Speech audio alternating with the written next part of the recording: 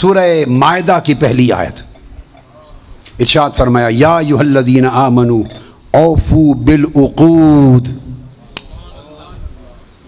جو تم نے وعدے پکی گانٹھ کی طرح مجھ سے باندھ لیے ہیں نا ان کو پورا کیا کرو۔ اللہ پاک نے فرمایا جو پکے وعدے کر لیے میرے ساتھ اور گانٹھ کی طرح باندھ لیے ہیں وہ پورے کرو، وعدے پورے کرو۔ اب وعدے تو عمر گزر گئی نا سنتے کہ اوفوا بالعقود سے مراد وعدوں کو پورا کرو۔ آج یہ بھی کوئی نئی بات بھی سن لیں، یہ عقود کیا ہیں؟ عقد عقیدہ سے ہے، اس کی جمع عقود۔ تفسیر ابن جریر طبری کوٹ کر رہا ہوں، جو سب سے پہلی امت محمدی میں سب سے پہلی جامع تفسیر، اور سب ائمہ و مفسرین نے تفسیر بالماسور میں جنہوں نے تکیہ ان پر کیا، باقیوں کی تو مختصرات تھیں۔ وہ امام ابن جریر طبری روایت کرتے ہیں کہ وہ جو اوفوا بالعقود ہے اس سے مراد یہ ہے بل ھذہ الآیہ امر من اللہ تعالی لأہل الکتاب بالوفاء بما اخذ به میثاقہم من العمل بما فی التوراۃ والانجیل فی تصدیق محمد صلی اللہ علیہ وسلم۔ فرماتے ہیں کہ اس مراد سے مراد کہ اپنے جو وعدے پکے باندھ لیے اس کو پورا کرو۔ فرمایا وہ جو عقیدہ شان مصطفیٰ تھا اس وعدے کو پورا کرو، جب میرا محبوب آ جائے ان کی شان کے ڈنکے بجانے۔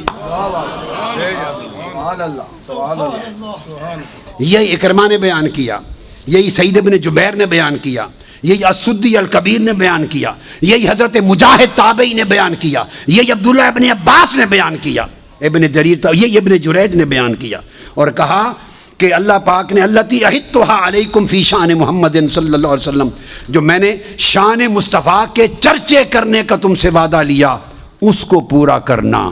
یہ امام قرطبی نے بیان کیا، یہ امام بغوی نے بیان کیا، یہی طبری نے بیان کیا۔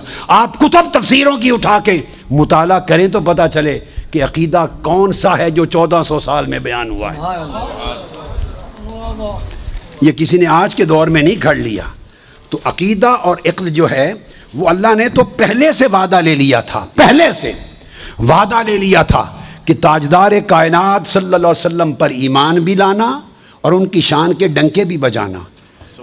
جو ڈنکے نہیں بجائے گا، جو ان کی شان کے ڈنکے نہیں بجائے گا وہ مجھ سے دھوکہ کرے گا، اللہ فرماتے میرے وعدے کو توڑے گا۔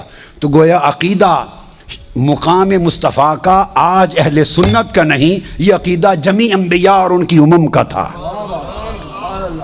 جمیع انبیاء اور ان کی امم کا تھا۔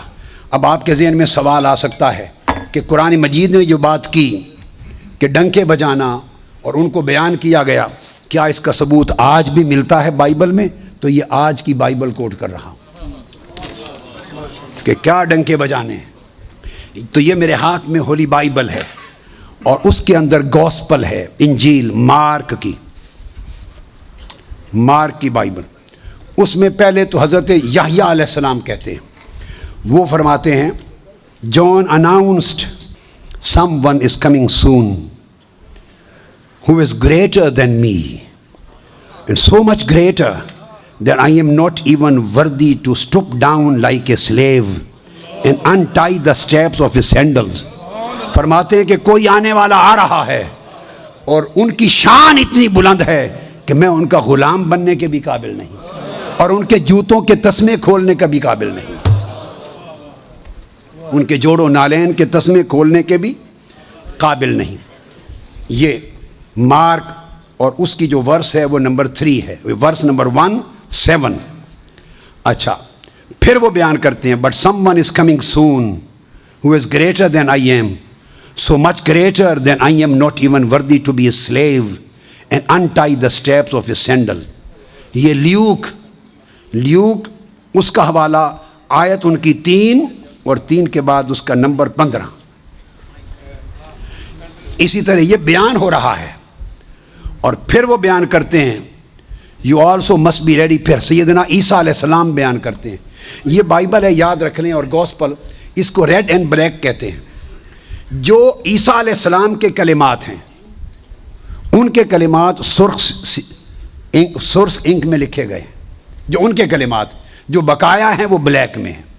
جہاں سرخ کلر ہو وہ عیسیٰ علیہ السلام کے کلمات ہیں according to Bible and gospel.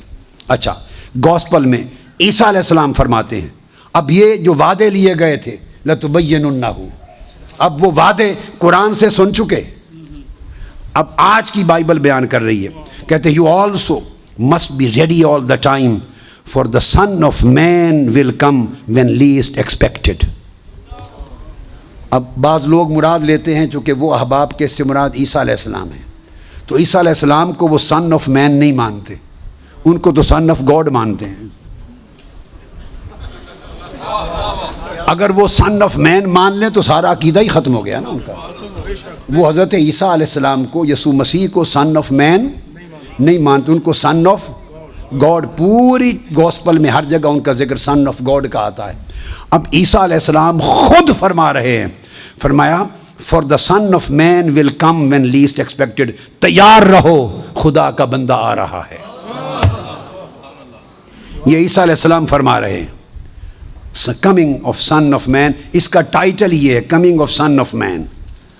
اور پھر یہی چیز پھر آپ کہتے ہیں if you love me obey my commandments and I will ask the father and he will give you another advocate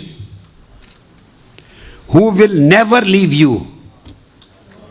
اگر میرا کہنا مانو تو میں عرض کروں گا خدا میرے بعد ایک تمہیں نیا مددگار عطا کرے گا جو خدا کے حضور تمہاری وکالت اور شفاعت کرے گا، and he will never leave you، وہ خاتم النبیین ہوگا، قیامت تک انہی کی نبوت اور رسالت رہے گی، یہ ختم نبوت، he will never leave you، قیامت تک اسی کی نبوت اور رسالت رہے گی، and he is the Holy Spirit who leads into all truth۔ پھر بیان کرتے ہیں and remember my words are not my own، what I am telling you is from the Father who sent me۔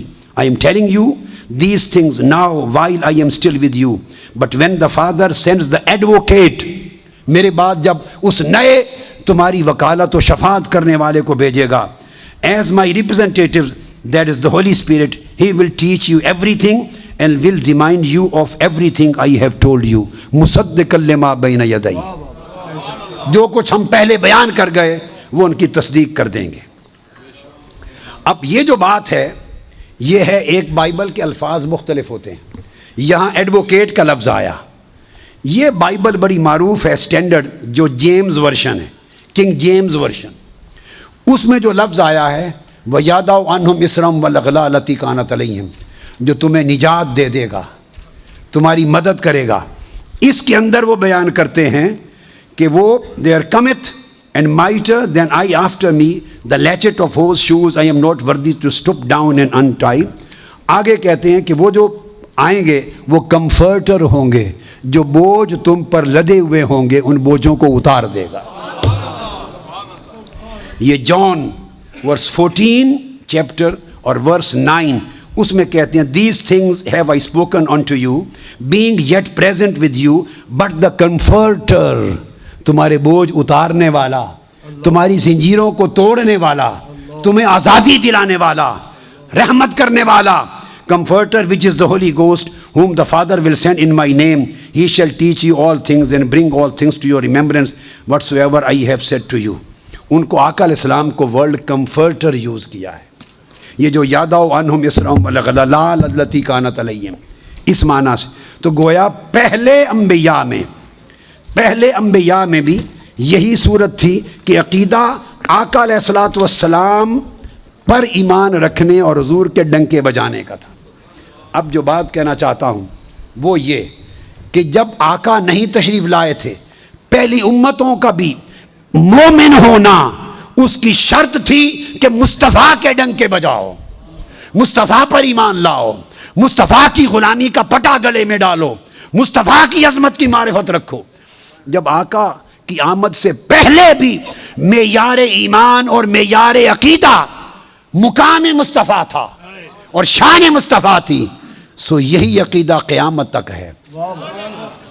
اب سنیے، آج بھی عقیدہ اسی کا صحیح ہے جسے مقام مصطفیٰ کی معرفت صحیح ہے۔